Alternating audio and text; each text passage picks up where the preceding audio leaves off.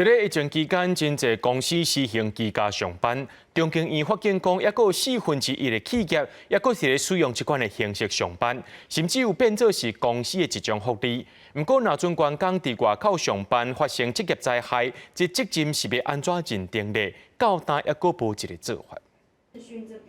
在疫情期间，有袂少企业烦恼群聚感染，互员工踮伫厝内远距离上班。不过疫情了后，嘛有部分的企业也是实施远端办公，甚至把这种工作模式当作是招人的福利。疫情后呢，大概还是回到25% 的企业实施哈。但我们可以看到，疫情后有几个改变。第一个就是员工可以申请远距工作的企业家数比例是增加的哈，大概较疫情前增加了1倍，从2% 到4% 左右。中经院为2000多份调查的问卷当中发现讲，袂少远端的工作者认为讲，这种工作方式可以会让减少通勤的时间，较有法度照顾厝内。不过对管理阶层甲非管理阶层来讲，对工作效率甲绩效的评估，还有资讯安全的保护，有无同的看法。因若远距离做工课，除了时薪会议的增加，有关线顶顿卡。头家甲劳工的结果拢出现变化，不过嘛有日的专家提醒，远端办公甲过去面对面开会无共款，实时会议会增加沟通时间的成本以外，嘛要注意职灾的问题。假设员工在家里工作，或者他自己选择一个地方工作，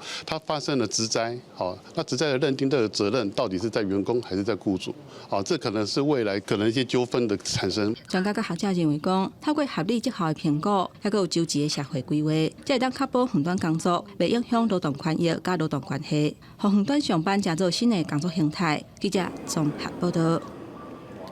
劳工本身的权益，你就要特别注意，也若做人头家，千万唔通投机。根据着这劳动部的统计，今年顶半年申请职灾保险和职业病给付的有通过案件就55923件，这个数字是真多，所以民众必须要注意讲，你的公司敢有甲你保职业灾害保险，而且这是强制性的保险哦。自从你上班的开始头一天就要甲你保险，民众若准唔知影，也会当打电话去到劳保局问清楚。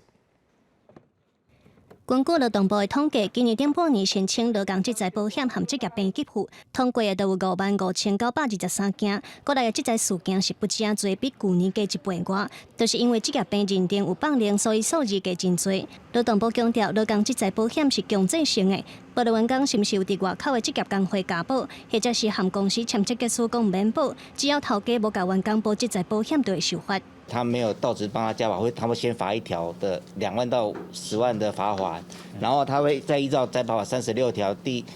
去跟雇主求偿。另外，雇主本身还有劳基法59条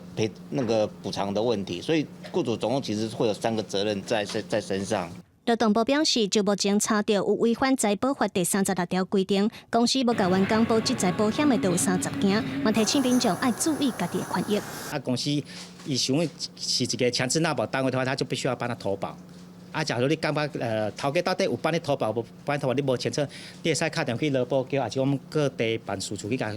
电话开始询问这样子。最后，劳动部嘛强调，职灾保险和劳工保险甲就业保险同款，拢是自员工第一天上班，公司就要替员工保险。民众若是想要确定家己敢有保险，上简单的方式就是直接打电话到劳保局查。记者卢尚珠、郑俊尧台北报道。